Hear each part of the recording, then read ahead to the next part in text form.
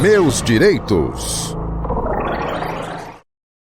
Bem, esse é um tema importantíssimo. O tema 1389 de repercussão geral no STF, ele coloca em risco um dos pilares do direito do trabalho, que é a proteção da relação de emprego frente à informalidade disfarçada e à fraude ao contrato, à fraude contratual. O que se discute aqui é a possibilidade de uma empresa contratar uma pessoa jurídica cujo único sócio é o próprio trabalhador, é a empresa do eu sozinho, para prestar serviços relacionados à sua atividade fim sem o reconhecimento de vínculo empregatício, que é a relação de emprego, protegida pela CLT.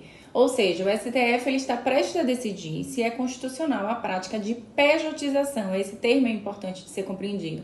Uma estratégia empresarial amplamente disseminada para reduzir custos trabalhistas mediante a contratação formal de pessoas jurídicas, mas em contextos em que, na realidade, isso que é importante, configuraria uma verdadeira relação de trabalho, de emprego, né, protegido sob os moldes da CLT. Se prevalecer esse entendimento do STF, diversas áreas da economia, diversas categorias serão impactadas, de forma muito negativa, obviamente, especialmente aquelas que envolvem um trabalho especializado e contínuo, saúde, educação, tecnologia, comunicação, né, engenharia e até mesmo o setor financeiro.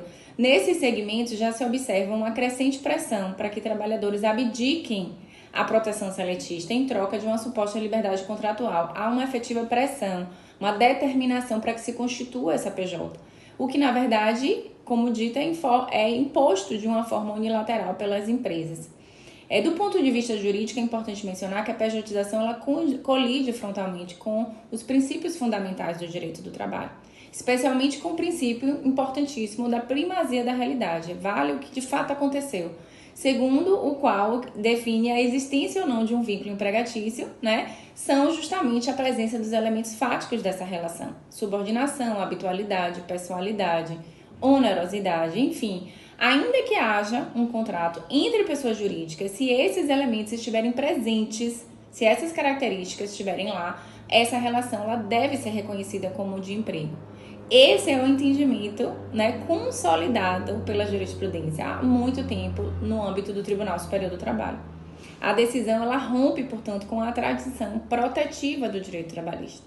Ela desconsidera por completo o papel institucional da Justiça do Trabalho e mais, subverte-se inclusive a lógica constitucional de tutela da parte hipossuficiente. E isso, obviamente, poderá servir de justificativa para a institucionalização daquilo que a gente chama de precarização das relações de trabalho no país. E é importante ressaltar que os principais prejuízos da pejotização, eles recaem diretamente sobre o trabalhador, né, que obviamente perde o acesso a direitos básicos, como férias, 13º, FGTS, seguro-desemprego, né, o adicional de horas extras, né, e ainda as estabilidades, né, a exemplo no caso da gestação e a estabilidade decorrente de acidente de trabalho.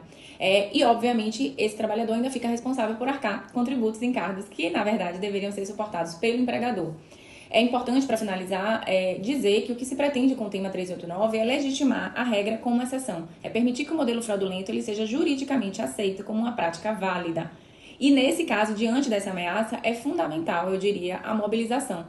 Ainda é possível pressionar, denunciar os efeitos dessa decisão, né, dessa possível decisão, e insistir na importância de uma leitura constitucional que, obviamente, valorize os direitos sociais. O STF ele não está blindado ao contexto, muito pelo contrário, social e político, e toda a articulação institucional, elas são fundamentais nesse momento.